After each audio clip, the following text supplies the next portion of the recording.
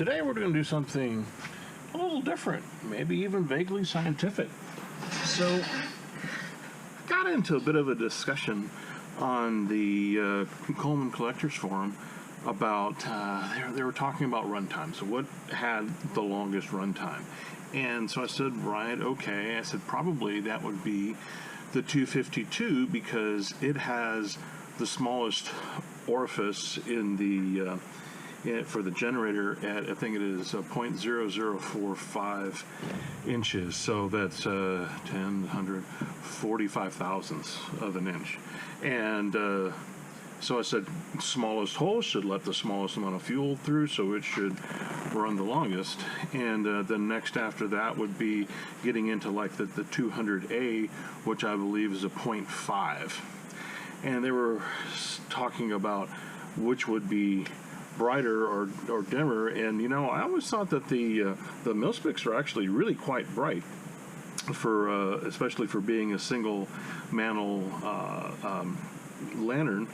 And so I figured, well, why not do a little comparison? So I got the 252, I got a 200A here. Now, mind you, that the 200A has got a number. Well, it's not a number 99. It's the whatever the peerless, the large peerless is not the I may have, oh yeah, the 24A, right?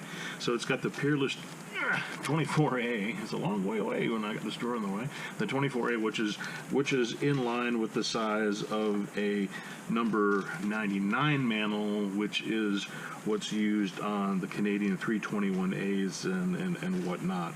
So yeah, so there may be a slight unfair advantage to this one because it has a larger mantle. However, you can put a large mantle on something and it may not make a difference because you actually have to have more fire, more heat to actually drive that mantle to full brightness. So putting a bigger mantle on there would only work as if it was undersized from when it was designed, which I kind of don't think is what's happened. So at any rate, we've got these two here. We've got, behind me, we've got the Coleman 228, is that an F, I think?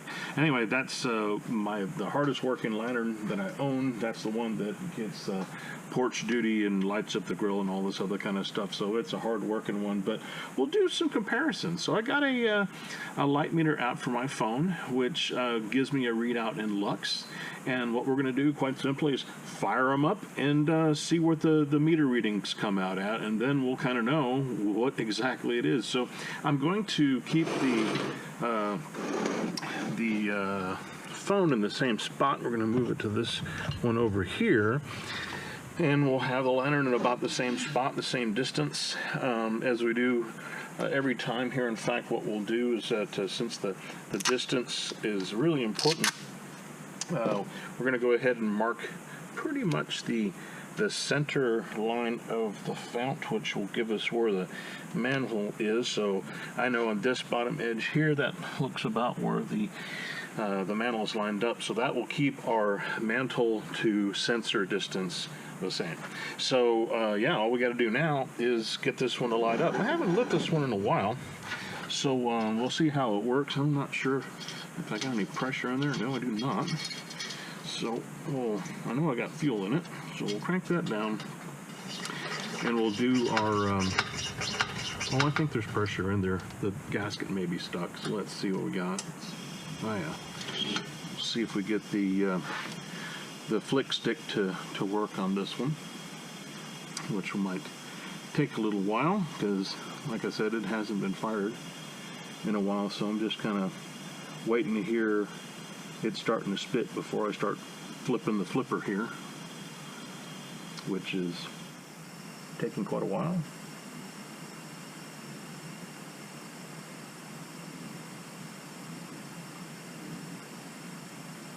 Still waiting.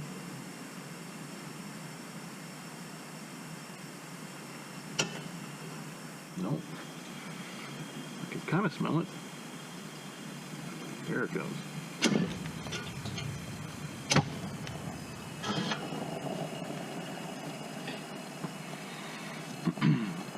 And it's the case with all the mil-specs. They always start with fire and smoke and all this stuff and a lot of drama, but they do usually sit there, calm down, simmer down, and then start to roaring.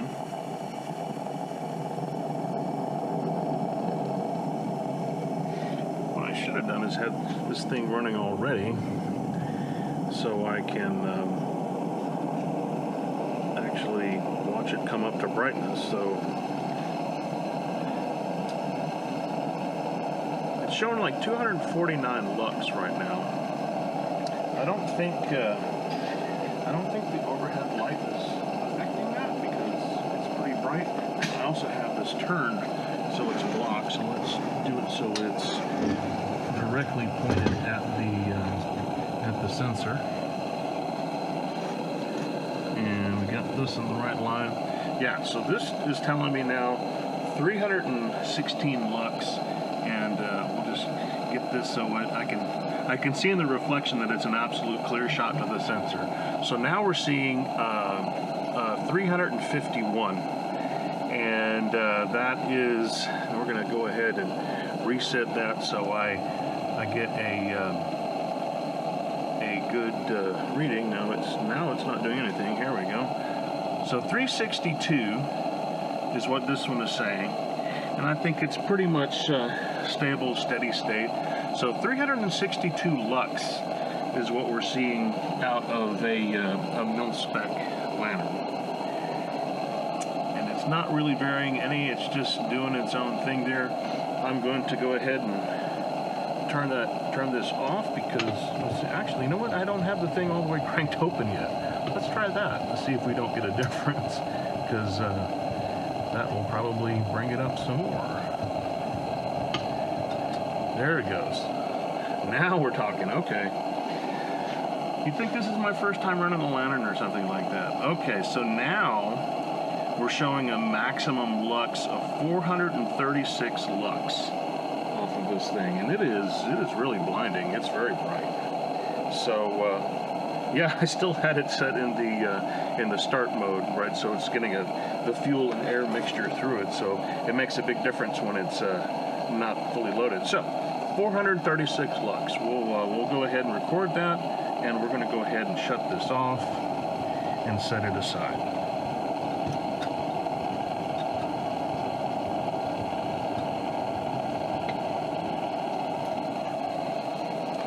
Right. Now we move on to the 200A. And I just put some fuel in here because this one was dry. So we're going to go ahead and pump this one up. I haven't run this one in a long time. Actually, I think it hadn't been run since last February, so it's been about a year. This is one that I loaned out when we had the big freeze down here. And so it hasn't run in a little while. But it should be fine. Feels pretty good. Go ahead and just so you know, the average ambient light in here right now is reading 230 lux. So we're way past that when the lantern is running. So same trick here. We'll listen for the spit.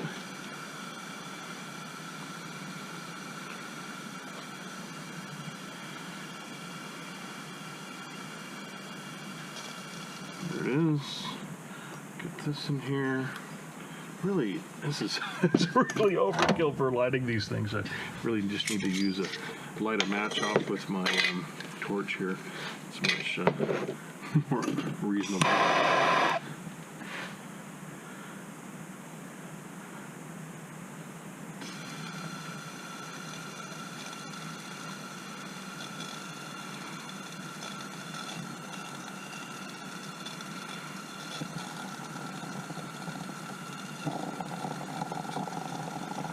Just in time.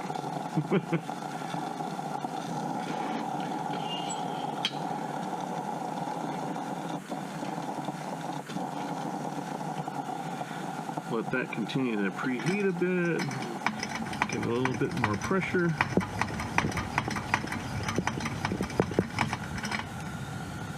Open it up all the way.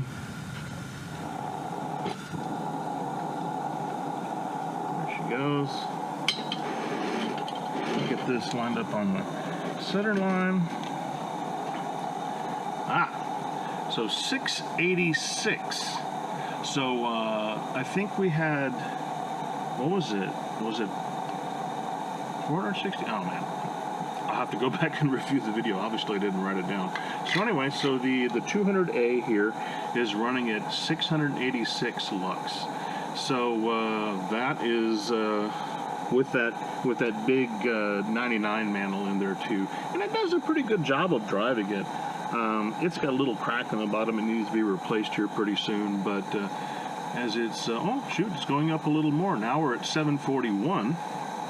So yeah, definitely quite bright.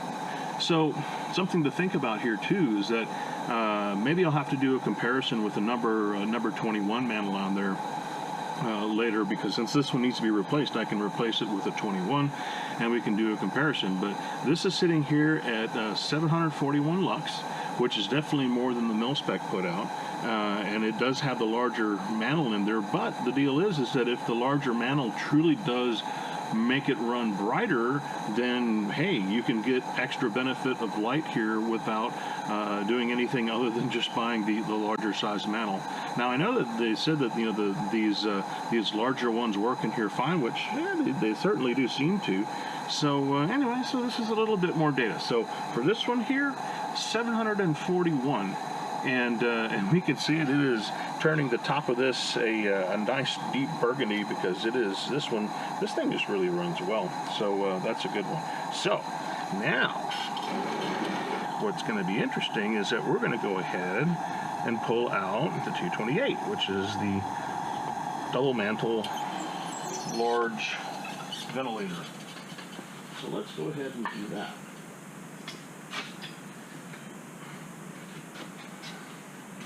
This one also is running on pump gas and has been running on pump gas for some time now.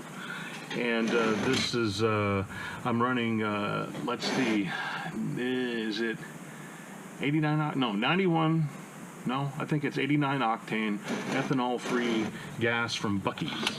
So this one is already pumped up because it stays in a pretty constant state of readiness, although I was using it last night, so it probably needs a little bit to go.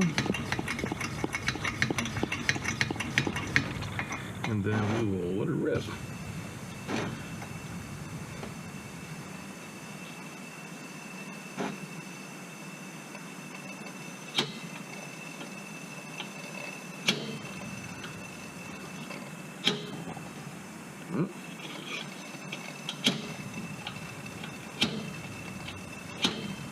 Of course, it's sitting here making a fool out of me, blowing all kinds of bugs out. Probably need to use a match for this. The you know, the pump gas isn't honestly quite as volatile, so sometimes it takes a little bit more to light, and other times it just goes right off. So anyway, we'll just go ahead and stick this up in here real quick and get her going. As you can see, it starts fine. Sometimes it just, these sparkers don't always do as good a job as you'd like them to. Let this kind of settle in a bit, and this looks pretty good. Crank it all the way open. Spin our tip cleaner around a bit.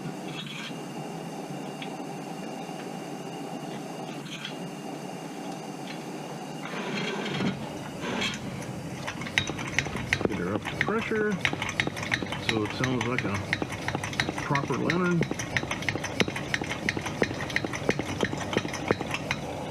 Sounds pretty good. Turn this around so it is pointed straight at this.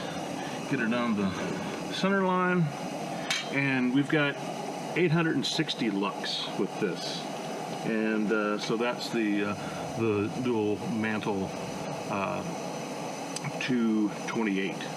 And so yeah, as expected, you go to the higher or the larger orifice, because I forget exactly how big these are, but they're bigger, so I think they all go up by like 1 notch. So the 252 is 45, the 200A is 5, and then the 228 and the 220 are 6.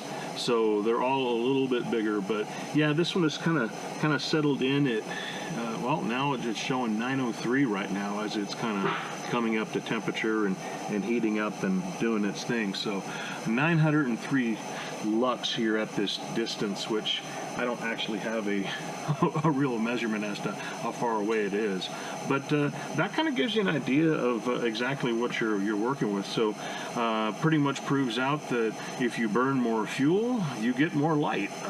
Shocking, I know, but that is kind of how it works. So we can maybe in another video we might take a look at what the 236s do versus the 237s. That might be interesting because those same size mantles in there, but one's kerosene and one is Coleman fuel. So yeah, we're sitting at 982 now, as it's come on 994. Yeah, it's kind of bouncing around a little bit. It's got a little bit of a flicker, but this is a pretty cool tool because it records the max that you see and also kind of gives you an average. And of course, the average was started with it also. The average is useless, but I do see the max of 994. So that's the deal, right? So if you want something that puts out a reasonable amount of light for a real long time, then go with the 252. If you want to land somewhere in between the two, then go with the 200A. And if you want to just kind of really flood it out, then look at the 220 or 228. And go from there. Now, the only step up from here is you got to go to the 236, which has got an even yet bigger orifice on it, and that will obviously give you the most amount of light. So I hope you found this kind of interesting. Hopefully it's a little bit helpful. You can at least now kind of know exactly how much light difference there is between the 252 Mil-spec, the 200A, and now the 228. All of these use the same kind of generator. So whether you got a 228 that's old or it's new, or a 200A that's old or new, you're still going to be using the same generator, and it's still going to be using the same tip size. So it should still put out the same amount of light. But I definitely am going to go check to see what happens with the 200A once I put a standard size number 21 mantle on there and compare that light output. And we'll probably cover that in a future video. So that is it for this episode. Thanks for coming into the shop and sitting down with me for a little bit. And we'll look forward to talking to you next time. Until then, keep them lit.